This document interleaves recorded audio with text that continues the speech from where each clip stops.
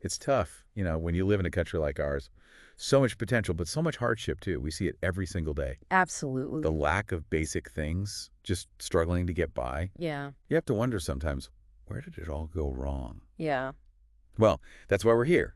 Today we're diving deep into a story. Okay. A very frustrating example, I think, of how corruption directly impacts people's lives. Right.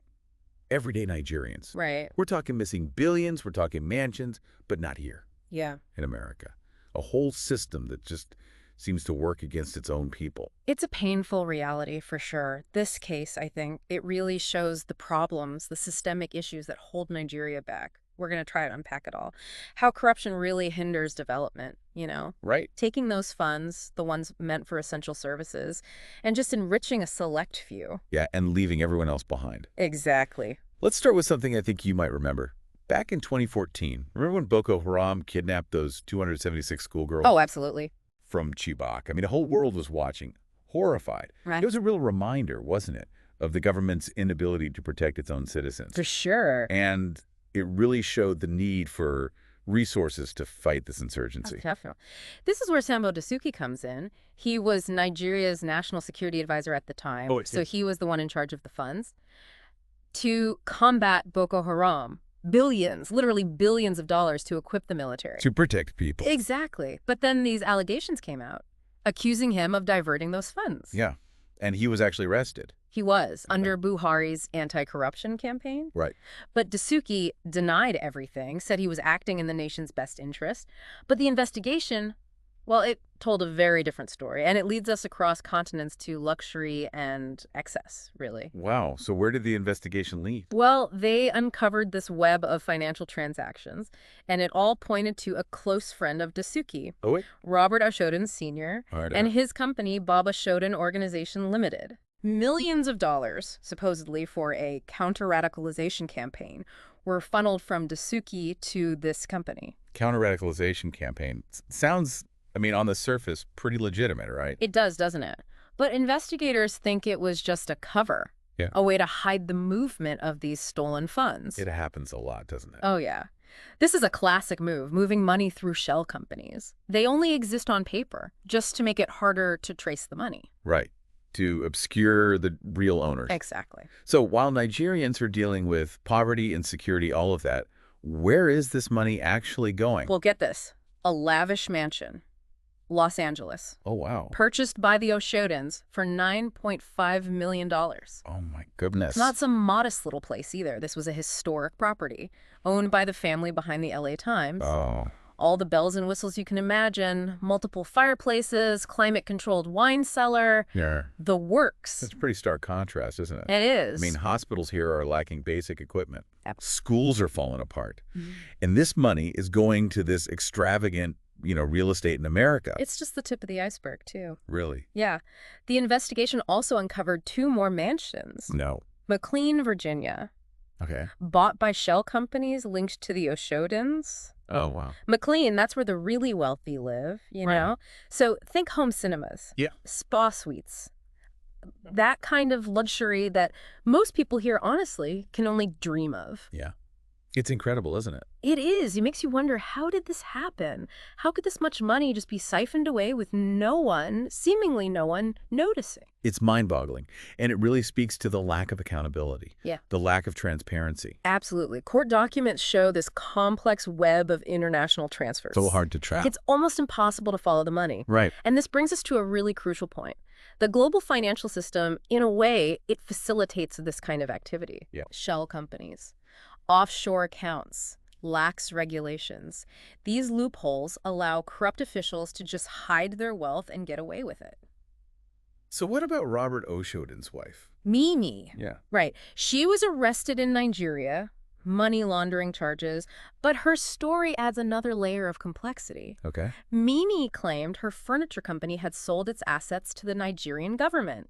Legitimately, she said, and that those funds were used for the U.S. properties. Interesting. But law enforcement, they saw it as a scheme. Yeah. A premeditated scheme to launder the money. Right, to make it look like there was a legitimate explanation for their wealth. Exactly. So we have conflicting accounts.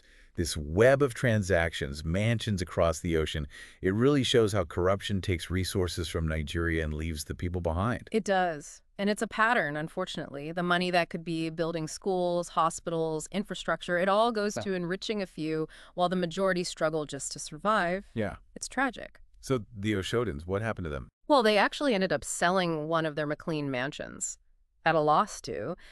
And they bought a smaller place in the same area, still luxurious, of course. But despite all the legal troubles, it seems like the consequences were pretty minimal. Compared to the potential impact that stolen money could have had here, right? Exactly. And that's the truly heartbreaking part. It really highlights how devastating corruption is to a nation's development, to the well-being of its people. It really makes you ask, who is the system actually serving? Yeah, who is it benefiting? And for you listening, I think it's a call to action. We have to demand better from our leaders. We have to push for more transparency, more accountability, and fight for a system that puts people first, not just the greed of a few. Absolutely. It's really a tragedy when you think about it. All those lost opportunities, the lives that could have been improved, the future that we could have been building if those billions had been invested here in Nigeria. It makes you think about those Chibok schoolgirls, still missing after all these years. It does. What if that money had been used to actually equip the military, right? To actually fight Boko Haram. What if it had gone to improving security in those communities? It's a haunting question. And it really shows the human cost of all of this. Corruption, I mean. It's not just numbers in some bank account. Right. It's about real lives, real suffering.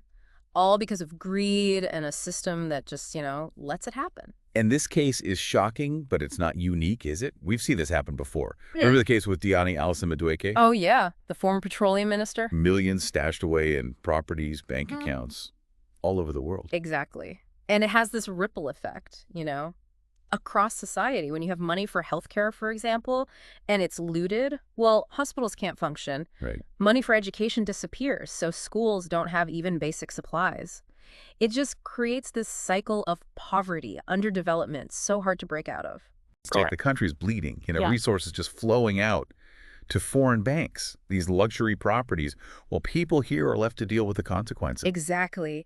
And the frustrating part is that even when these cases come to light, justice it's rare. Dasuki eventually got bail. Right. And even though Mimi Oshoden faced charges, it's been slow, convoluted. It feels like there's a different set of rules for those in power, a system that protects them no matter what they do. Even when their actions have these terrible consequences, it creates a sense of hopelessness, like nothing will ever change. It's easy to feel that way. But don't give up. This deep dive, I think, this exploration of what happened, it's meant to give you knowledge, help you understand the way this all works. Right. Awareness is the first step to change. We need to start demanding better, holding them accountable, and pushing for reforms, transparency, good governance, all of that. Exactly. And it's not just about those at the top. Corruption, it's everywhere. We need to build a culture of integrity where honesty, accountability, they're actually valued. But what can ordinary Nigerians do? When you're facing this massive problem, it's easy to feel helpless. I understand that. It can be overwhelming. But change starts with us, with individuals. It starts with speaking out against corruption, refusing to take part in bribery, and demanding better from those in power. Yeah. Every voice matters. It does. Every act of resistance, it all adds up. It contributes. We have to stop accepting this. Corruption can't be the norm. We have to demand the future we deserve. And remember, your vote matters. Support the candidates who have integrity, who actually have a record of fighting corruption. Right. Change won't happen overnight. It's a long process, and often frustrating. But every step we take towards more transparency, accountability, good governance, it brings us closer. That's a brighter future. For Nigeria. Yeah. This deep dive, it's a journey into the dark side of things, but it's also a reminder that we have the power to change the story. The future is in our hands. This deep dive, it's been a lot, hasn't it? It has. Kind of heavy stuff. Easy to get discouraged, I think, when you see just how big this problem is. Corruption and what it's doing to Nigeria. Absolutely. But there's always hope. Yeah. There are people, organizations out there working so hard to fight this, you know? Right. Promote transparency, hold those in power accountable.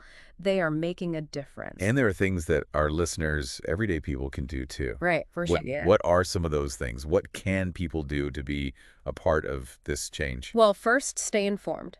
Deep dives like this is how you learn. Right. Understand the issues, how it works, who's involved.